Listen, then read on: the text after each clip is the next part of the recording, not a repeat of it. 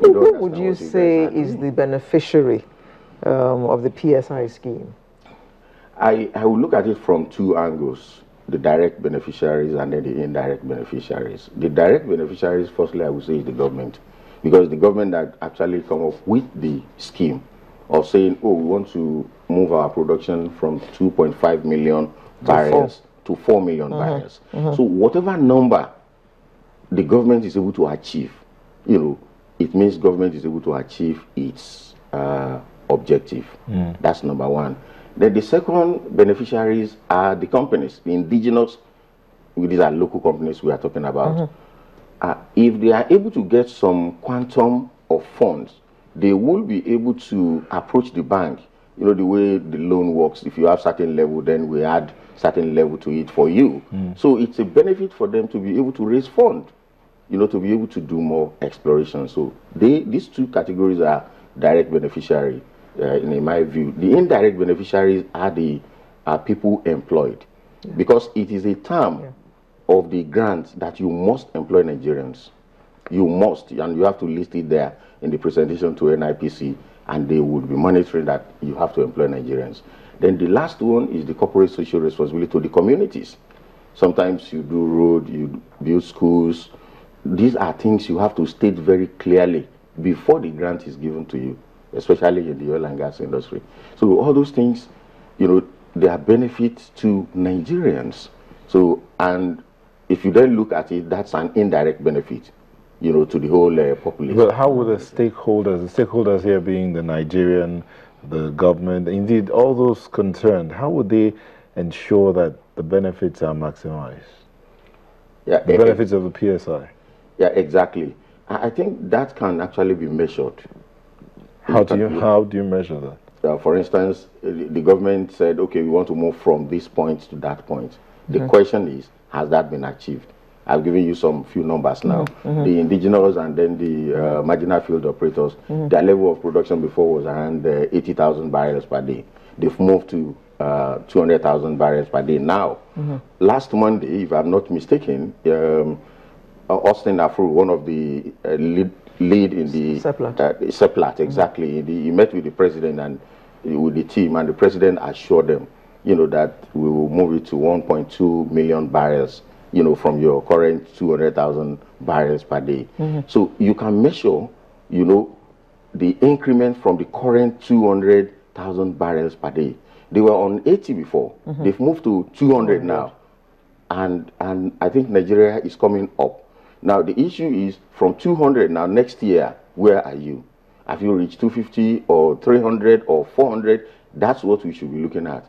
And so we can measure it specifically in terms of the production increments that is achieved. You're measuring only in terms of the oil. What about the gas?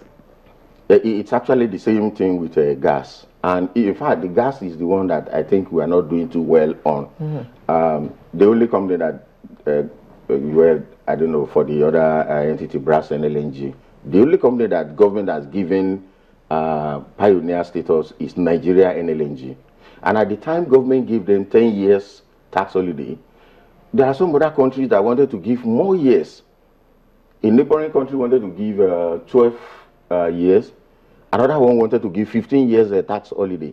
If the government had given the type of NLNG status to more investors, we will have had about 3 or 4 NLNG in Nigeria today.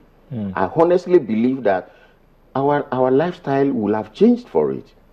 Most of the household now will have been using gas, and not the other orthodox means that we use, you know, to cook.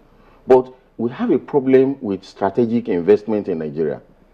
If you say, okay, let's give somebody 10 years tax holiday for it to put its acts together and thereafter start paying tax. Some people say, no, why should you give him? But if you don't give him, what is the alternative? The alternative is for you to remain how you are 10 years ago or 15 years ago. I remember telling somebody sometimes ago, oh, let's give this piece of land to a developer to develop for us. You know, how do we do that? Because he will be collecting our rent, you know, for 10 years. This was in 1998. 17 years after, the land is there and nothing has happened. And there's no income. And there's no income. There's no income. So we need to sensitize people on strategic investments. Those who call people, no, we will give you a tax-free holiday, free trade zone, for example. We'll give you a tax-free. They are not stupid because they know the benefit that will come in there. The number of people that will have been employed. Look at it. It is NLNG now that bails Nigeria out very recently in terms of the money, they pay, and then distribute it to the states. If we have about 3 Nigerian LNGs, that would have been a great idea. So government need to support the gas. And Nigeria has very high gas reserve. Again, as I said on the oil, if you don't make the best use of it now, to make sure that we use it, as Nigerians, we export it, then it will be there after some time. Then we'll just be telling stories. But why is it that a lot of Nigerians are ignorant of the PSI? Well, I think my reaction to that will be, one, the general level of literacy in Nigeria.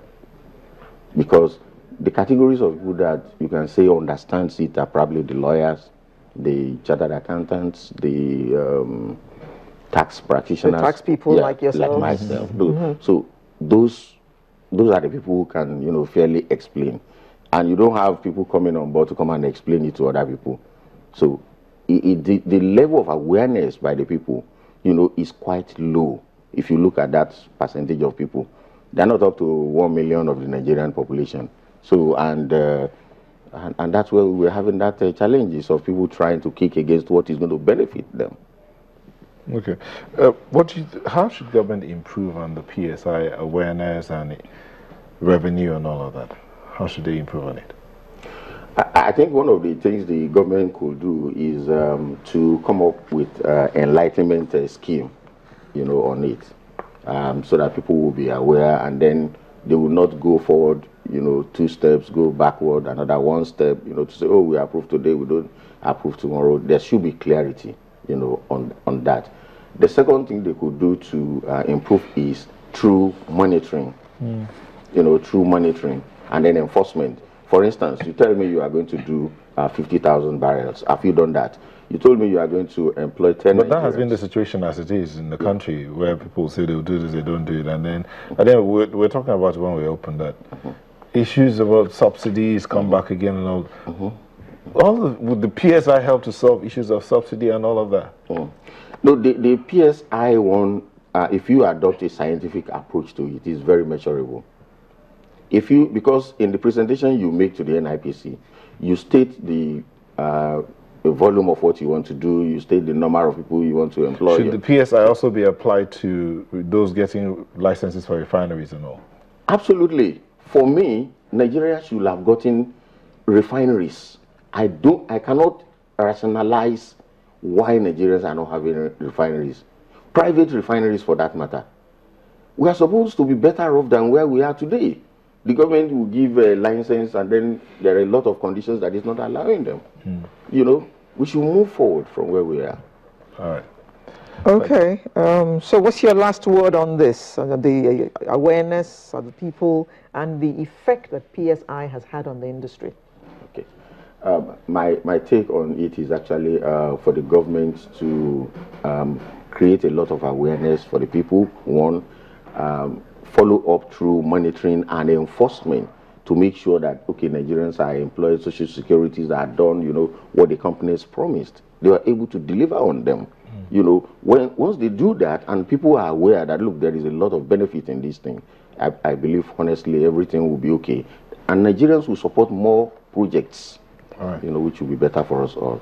Thank you very much. The Managing Partner, Ascension Consulting Services, Mr. Azeez Alatoye, talking the Pioneer Status Incentive. All right. Thank you very much for coming. All right. Thank you very much. Sunrise will return in just a minute with the home stretch, and you'd better be there because we have a very interesting conversation coming up with somebody whom you know very well.